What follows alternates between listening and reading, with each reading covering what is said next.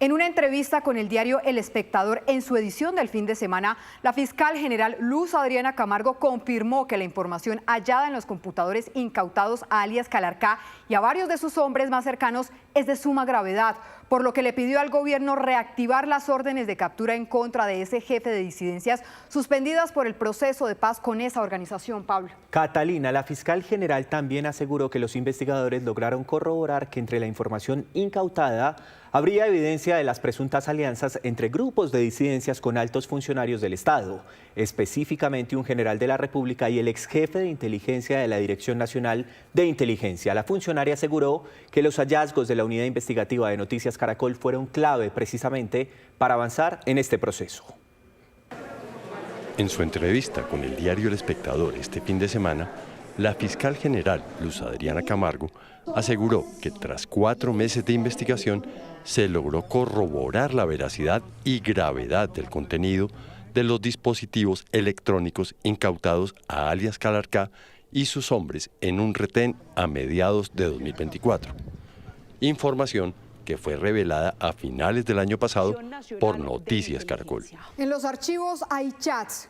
En la entrevista, la fiscal Camargo asegura que el contenido de los dispositivos incautados es uno de los motivos para solicitar la reactivación de la orden de captura contra alias Calarcá y para abrir una investigación que avanza en una fiscalía delegada ante la Corte Suprema en contra de 2 altos funcionarios del Estado, el general Juan Miguel Huertas y el ex jefe de inteligencia de la DNI, Wilmar Mejía.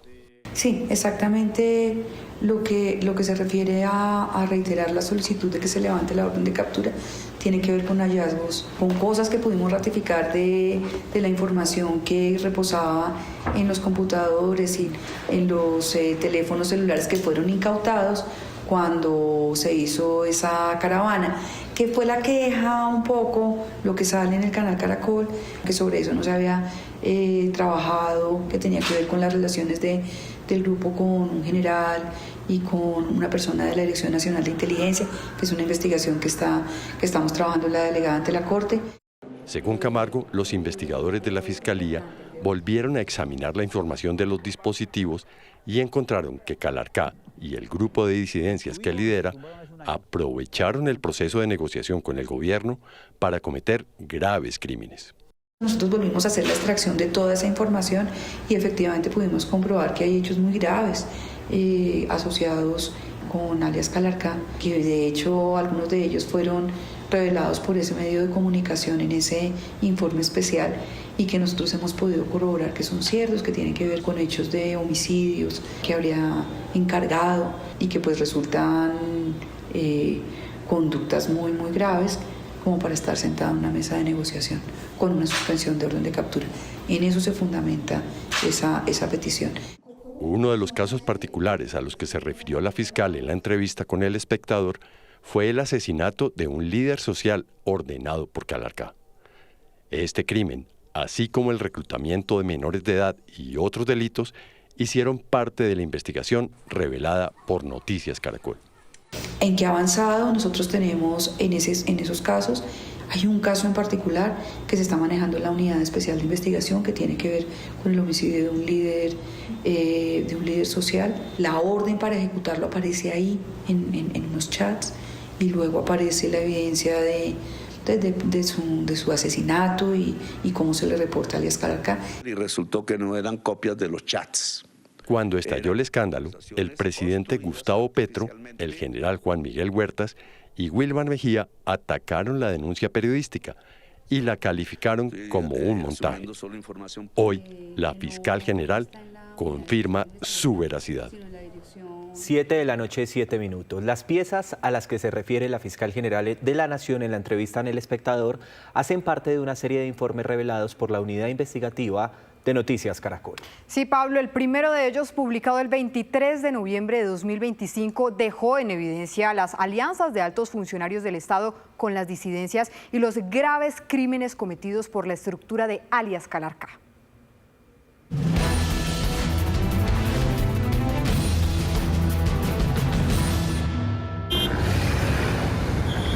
Esta pudo haber sido una contundente operación en contra de las disidencias más poderosas del país. Una caravana con 7 jefes de disidencias y custodiada por integrantes de la Unidad Nacional de Protección fue detenida el 23 de julio de 2024 en un retén del ejército en Anorí, Antioquia. Llevaban armas, dinero y un menor de edad, lo que habría constituido la comisión de delitos en flagrancia. Sin embargo, la fiscal general Luz Adriana Camargo emitió este oficio en el que ordenó la libertad de la mayoría de los capturados bajo el argumento de que eran gestores de paz y que, aún en situaciones de flagrancia, no podían ser capturados. Así, 4 de los detenidos quedaron en libertad, entre ellos el jefe del autodenominado Estado Mayor de Bloques y Frentes de las FARC, alias Calarcá, su compañera Erika, y los jefes de frentes, alias Ramiro y Urias Perdón. Esta arma de fuego, motivo por el cual Los disidentes retornaron a las armas. Lo que el país desconocía es que sus secretos, guardados en un centenar de dispositivos electrónicos como computadores, memorias USB y celulares, fueron incautados y quedaron en poder de la Fiscalía, que hasta ahora no ha hecho nada con esta información a pesar de la gravedad de su contenido. La unidad investigativa de Noticias Caracol tuvo acceso exclusivo a algunos de los dispositivos. Uno de los capítulos más complejos es el alto grado de infiltración y de informantes que tienen las disidencias en las principales instituciones del Estado, como la propia Fiscalía, el Ejército Nacional, la Policía y las agencias de inteligencia. La colaboración con las disidencias llega hasta los más altos niveles.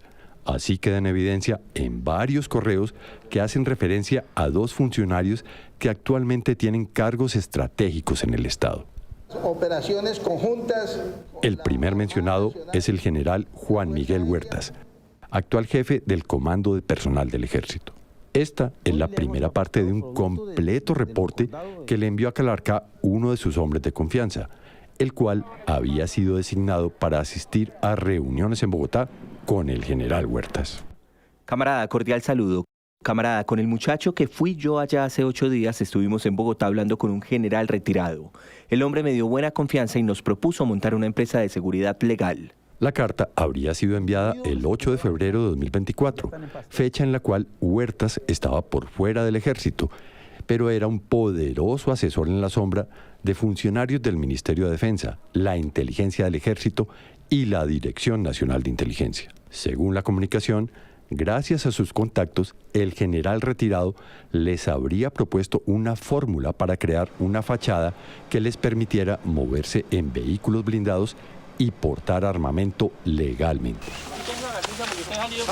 Paradójicamente, una estrategia parecida a la que en los años 90 montaron los paramilitares con los departamentos de seguridad o Convivir. El general dice que la montemos mitad y mitad, que él se consigue los permisos y que nosotros pongamos los muchachos y las armas. Él dice que eso es una buena inversión porque llegado el momento en que todos estos procesos fallen, quedamos con hombres legales. El general dice que una compañía de máximo 20 hombres, que el primero consigue los permisos para pistolas y después de eso consigue los permisos para que nos permitan la circulación con fusiles. También me presentó los hombres que le ayudarán con los permisos para montar la empresa de seguridad. La carta deja en evidencia que la propuesta fue bien recibida por las disidencias, pues daban por sentado que los procesos de negociación con el gobierno van a fallar. En esa misma comunicación afirmaban que el general también les ofreció protección para sus desplazamientos. Nos dice que esos muchachos nos sirven para movilizar hombres y heridos para donde sea necesario.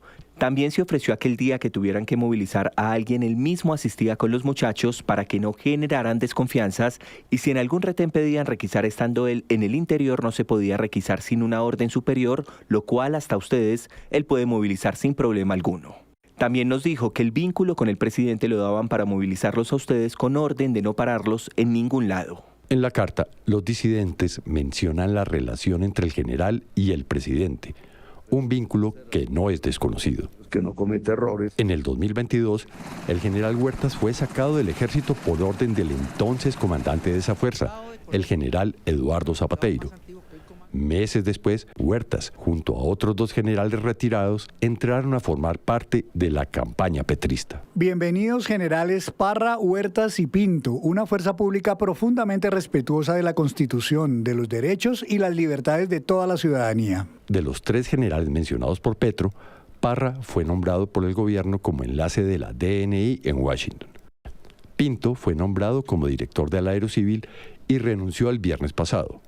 Y Huertas era el único que no había ocupado ningún cargo oficialmente hasta el pasado 6 de agosto, cuando el presidente Petro lo reintegró al servicio activo y quedó al frente del comando de personal, el área que nombra, retira y ordena traslados de cualquier integrante del ejército, entre otras funciones. A las operaciones conjuntas.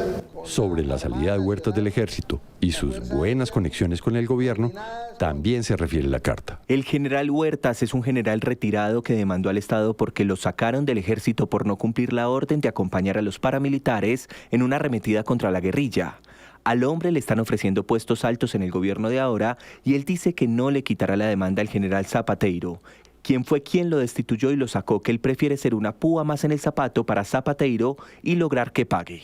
Que ya lo explicaron con mucha claridad. El segundo alto funcionario del Estado que aparece mencionado en las comunicaciones es Wilmar Mejía, un licenciado en educación física que durante el gobierno Petro se convirtió en uno de los hombres más importantes de la inteligencia del Estado. En marzo de 2024 fue designado por el presidente de la República como miembro del Consejo Superior de la Universidad de Antioquia. No obstante, 14 fuentes consultadas por Noticias Caracol, varias de las cuales han tenido reuniones directas con él, aseguran que es el verdadero poder en la Dirección Nacional de Inteligencia. Él es el general que acompañará a Wilmar el día que vayan a darle las pruebas de lo de la muerte del camarada en territorio venezolano.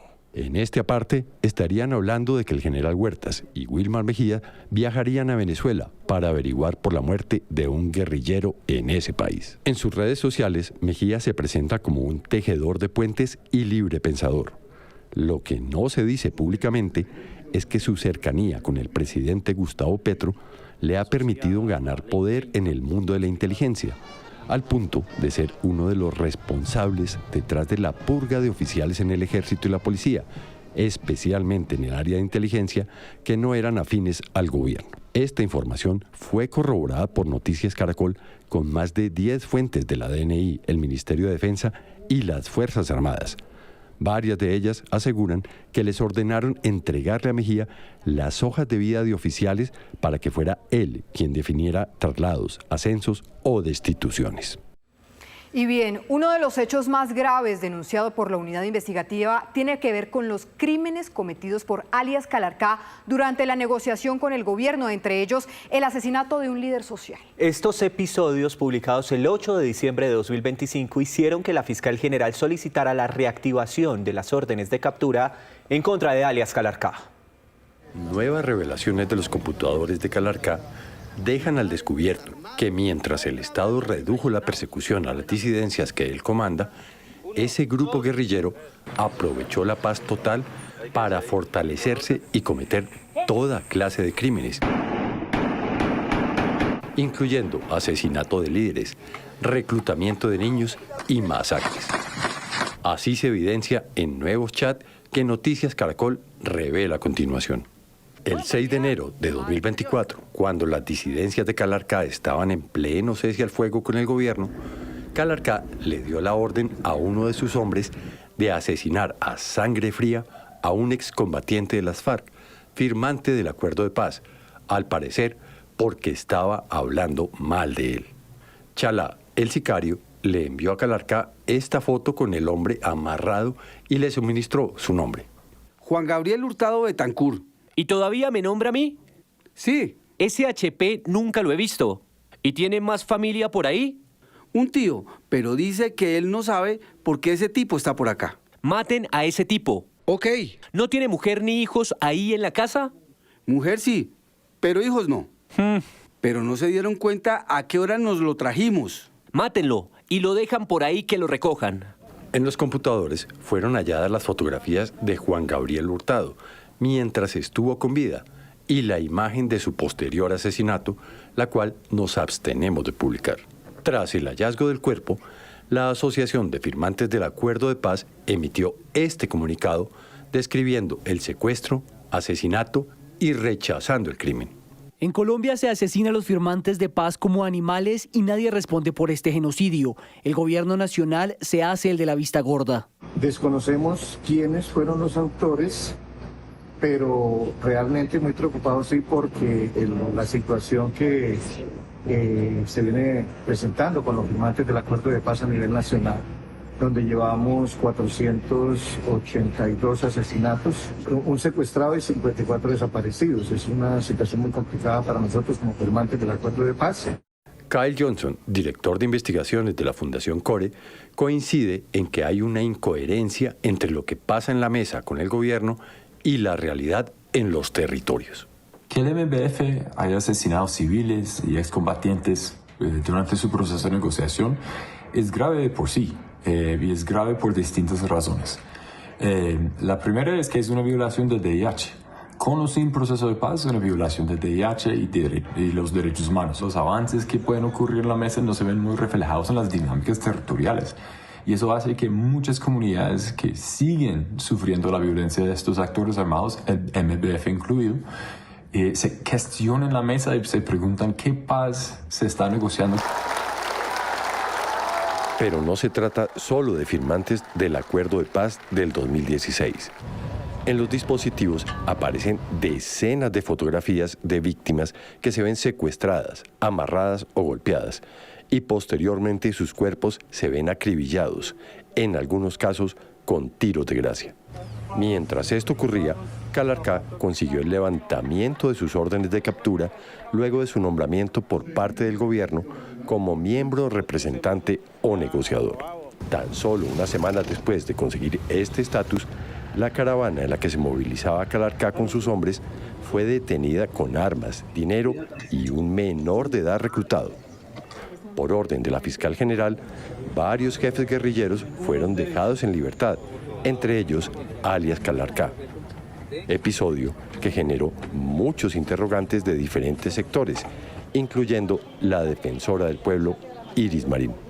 Hay evidencia que muestran, por lo menos el hecho de Antioquia de julio del 2024, pone de presente que la suspensión de órdenes de captura no necesariamente se están utilizando por parte del grupo únicamente para acudir al proceso y adelantar las conversaciones, sino que en ese hecho, en la caravana había personas que no tenían suspensión de órdenes de captura e iban, pues, digamos, amparadas y escoltadas por la ONP, había armas, había dineros y había un menor de edad. Entonces la duda allí es cómo se evaluó esta situación por parte del gobierno, qué medidas y protocolos se tomaron para evitar estos abusos y pues por lo menos a la Defensoría del Pueblo esto no le ha quedado claro. Aprovechando esa figura, el jefe de las disidencias continuó cometiendo graves crímenes, como el reclutamiento de niños. Uno de esos ejemplos está plasmado en esta conversación, en la que un lugarteniente suyo, conocido con el alias de El Mueco, le entregó el reporte de 2 personas reclutadas, entre ellas una niña de tan solo 14 años de edad.